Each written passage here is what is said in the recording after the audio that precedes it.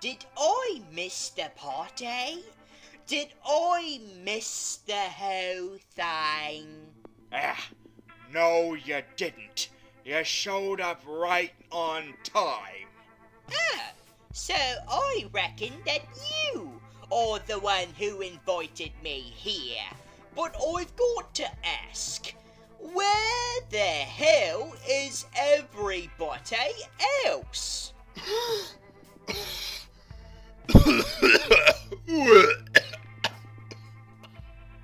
I am here. Wait a minute. I thought that Solovar was one of the heroic gorillas. I am not Solovar, but I can see the confusion. I am a lot older because of my time travel shenanigans. Oh, I get it now. You must have stranded yourself in the past, and you had to get back to the present the long route. Yes, I was stranded in the early 1990s. Good God! So, what have you been doing all this time? I've been trying to finish what I started and assassinate Barack Obama, but every time I would try, I would realize that it would not matter, because eventually everything that he has done would be undid by a big orange bitch. Listen, as interesting as your backstory is, that's not the reason why I gathered you all here. I invited the darling Amunet Black and the mighty Gorilla Grodd here today for the sole purpose of letting all the big bads know that God broke the mold when he made me, Ricardo Diaz, the dragon, the best big bad of all big bads. Wait a minute. Is that why you brought us here? What a load of bullshit. If anything, you are the most generic. Yeah, there's not really much to you. What's your gimmick? I'll tell you what his gimmick is. Bubkiss. He has no gimmick. Well, other than being an expert on martial arts, but you don't even make that your defining character trait. You're more likely to use guns. And what is more generic than that? Oh, a guy who uses guns.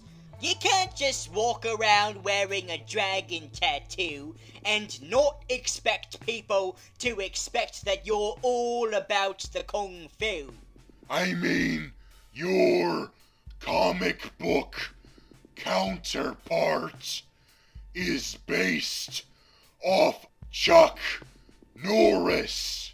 What would you two know about being big bads?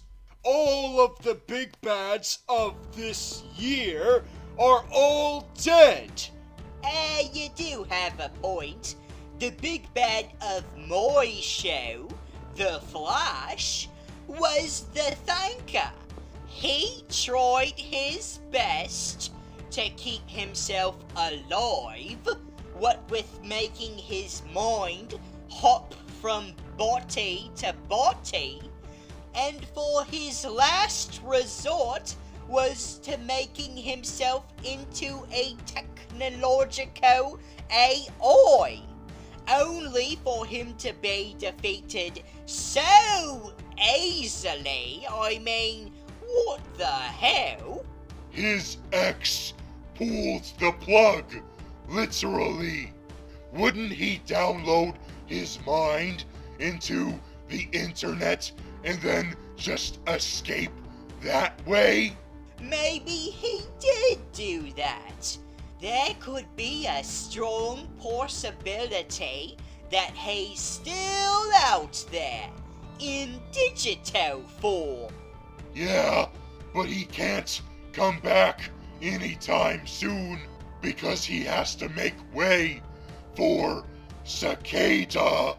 Oh yeah, that guy who has the distinction of being a really buff old man, even though apparently he's a young buff man. Why the bloody hell are you taking away that distinction? You're making Cicada just like every other villain when you do that. Are you done talking about the Thinker? Yes, because now we have to talk about the other fallen big bad of this year, the Phantom Malice. Oh yeah, that one villain that was made up just for the show. Man, your show really likes to do that a whole lot, doesn't it? All of the other shows really likes to bend over backwards, looking for new villains to turn into the big bad. But with your show, you're just at the point where you're just making up characters. And I don't really know why you need to do that. I mean, DC Comics is an endless supply of supervillains. You could have used any random one to be your big bad. You didn't need to pull out of your ass. Well, they did. And what we got was a giant gargoyle furry. Just a big, ugly CGI fuckface. Hey, it was kind of cool to have a big demon as your villain, but I don't understand why you had to commit so much of the CGI budget to that when there's all kinds of DC villains that would require just as much of that budget. But did you give them the visual treatment of a lifetime? Nope. You just gave it to some generic demon. Well, maybe we just wanted the contrast of the final climactic fight between a gruesome traditional demon and a giant fluffy tickle me Elmo knockoff. Yeah. You see, right there is another example of the writers just pulling shit out of their asses. Once again, the DC universe is filled with plenty of silly bullshit. You could have just chosen any random weird little cartoonish character from DC, and that would have been fine. Why are you just making up your own shit as you go along? Look, I'm sorry, but this isn't gonna stop anytime soon, okay? Last season, we did a whole bunch of historical characters from real life. This season, we're just gonna do a bunch of supernatural creatures, like dragons and unicorns and werewolves, whether you like it or not. Once again, you're doing a cool thing, but not the right way. Look, you should be lucky that the Legends of Tomorrow even bothered hiring me instead of just making up a simian character like Tommy the orangutan. Oh hi, Legends, I'm Tommy the orangutan. Yeah. We should be thankful. But since you were stranded in the 1990s, does that mean you're done with the Legends? Just like Vixen? They're contriving a way to bring back that actress. And I would imagine they would contrive a way to bring me back too. Not unless you just show back up on my show, The Flash, with no explanation ever. But my glory days are long past. I'm too old to be a villain now. Never say never, Groddy. Maybe there's still hope for you yet. How? It's not like someone will just appear out of nowhere with a special serum. Ask, and you shall receive. That is what I believe.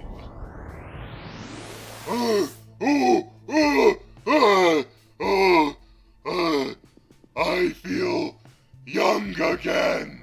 All good for you, mate. That's it. Enough of this. Enough of your stupid patting each other's back. I'm tired of this circle jerk. I did not do it so you could reminisce of your subpar big bads. What, you mean like my big bad, the Thanker, who actually had a defining character trait that makes him stand out amongst all of the other big bads? Yeah, his big brain, but his complicated love-hate relationship with intellectualism. He only enjoyed his own intellect. When it came to everyone else's, he wanted to get rid of it, because he didn't trust anybody with their brains, which made him the biggest hypocrite of all. And even though my big bad was a hot mess, he still had his shit together on what he was all about. Being a demon. But what are you all about? You are a blank slate. That's what makes me the most evil out of all the big bads. I never used to be a good guy, and I don't have a motivation that I think is good. I just simply want to be a bad guy. So that makes me the most irredeemable of them all. If you ask me, I would have preferred the original big bad of your season of Arrow. At least he had a defining character trait that made him unique. He was a computer genius. You're not telling me that you guys would have preferred a powered down version of the guy who we already had in The Flash, the Thinker? You do have a point. It would have been too weird to have two technological geniuses. That's why he was a red herring.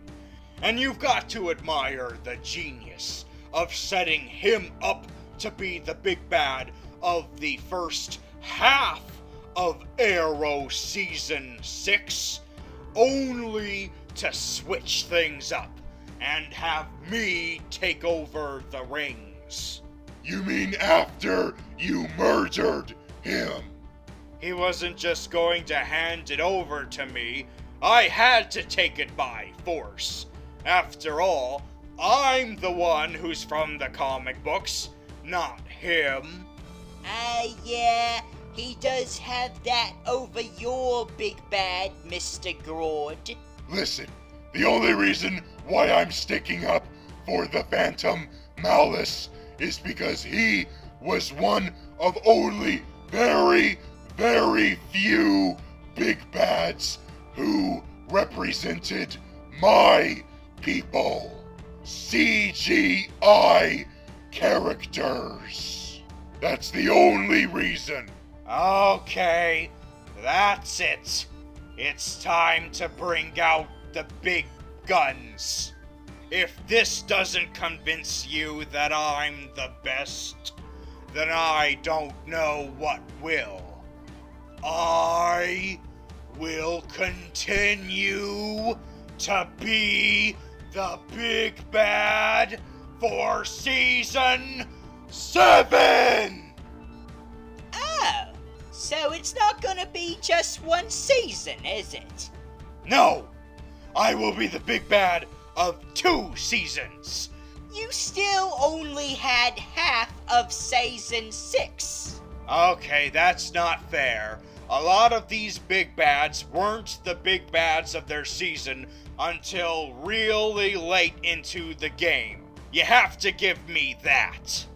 If we just give in and tell you that you're the best, are you just gonna get off our backs already?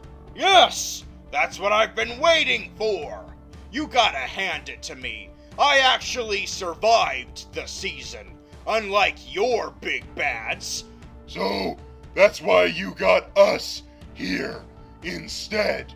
Because we were the most prominent of villains to not be the big bad. Yeah, that's exactly why. Oh, that just makes me all warm and fuzzy inside. Wouldn't you agree, Grodd? I still think that this dragon guy is a douchebag. That's Richard Dragon to you, and I'll take that as a compliment. And now that I'm done with my declaration, it's time to get back to being the big bad. Who knows? Maybe I'll be the big bad for all the seasons of Arrow to come. It's going to be hard to be the nemesis of a man who's in jail. Yeah, Arrow Season 7 is going to be an adaptation of that Supermax script. In which Oliver Queen is going to spend the whole season trapped in prison. Yeah, you would like that, wouldn't you? And I would like that too. Not only would it make it a lot easier to hunt down Team Arrow, but also it would finally mean that this show is actually sticking to its guns. They played with the idea of having a whole season taking place on the island, but nope! They went back to Star City right when the season started. And if you think a Supermax prison is enough to protect Oliver Queen from me, you've got another thing coming. He's been compromised. Didn't you see his longest, greatest supporting character die? Oh no! John Diggo is dead? No, he's talking about Quentin Lance. Spoiler! I think I said my piece. What do you guys even know about being big bads?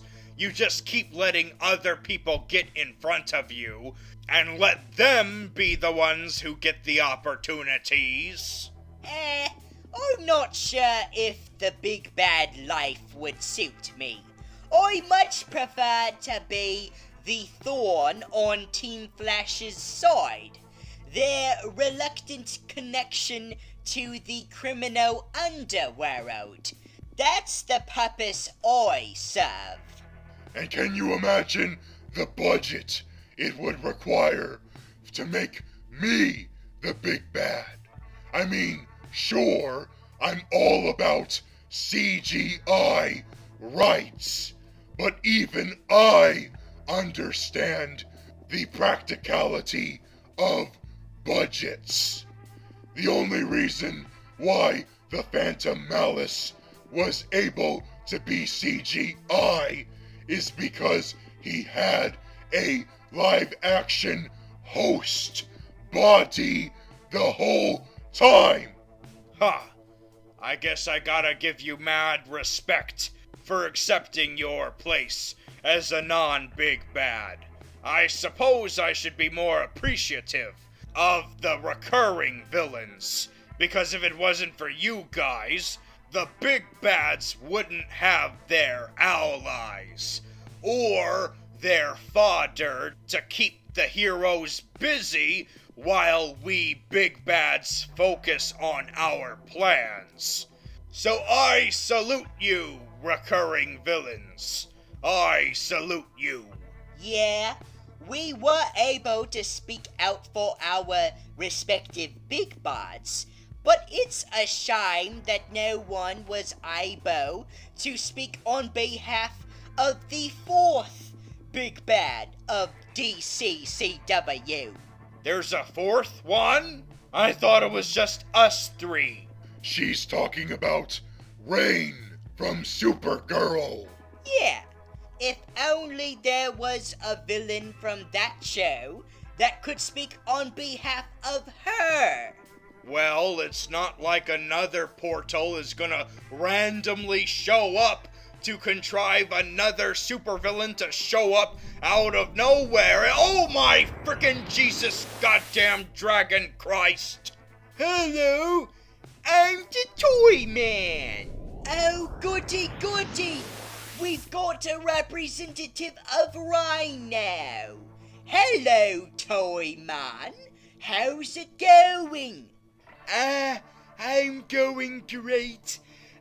Yes, my season had Rain as the big bad, and even though she was able to show up at the halfway point of the season on this channel, she unfortunately had to suffer the same demise as the villain from the Patrick Swayze Ghost movie.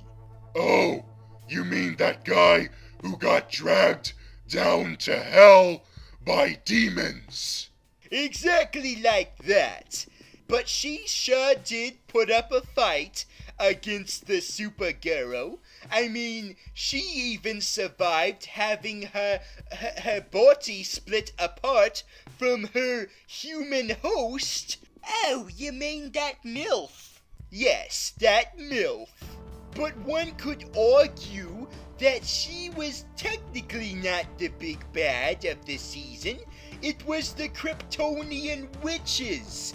They were the ones that were pulling the strings. So, why are they not speaking on her behalf? Because they're too busy having a court hearing on Argo. Oh yes, the contrivance of keeping Supergirl's mother involved. Jesus Christ! As if this show couldn't be even more similar to Jessica Jones. Because Supergirl is gonna have another thing coming to her. Because she's gonna have to deal with the Red Daughter of Krypton. Huh, it's weird that we're doing that, doppelganger of Supergirl, when we still haven't done the more famous more well-rounded doppelganger of Supergirl, Power Girl. Well, she's not really as much of a villain, so we had to settle, even though that's just another snippet of the Superman mythology that we're just repackaging for Supergirl. Speaking of which, I'm just thankful that you are still with us, Toyman. You gave us a bit of a scare when you didn't show up in season 2 of Supergirl, but we knew you had it in ya to show up this season. Yeah, about that. Apparently, the writers don't want to keep putting that angle on my son. They would rather put him in a different direction, which is why instead he's going to be known as that guy from the Legion of Superheroes. That is his destiny, not to live in my shadows.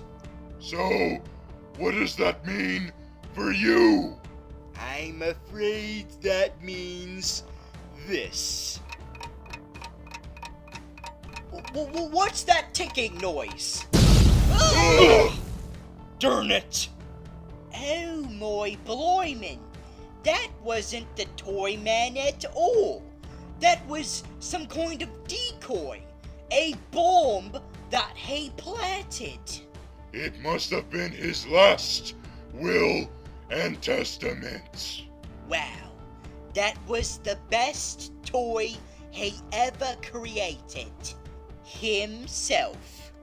Apparently, his body was filled with fidget spinners.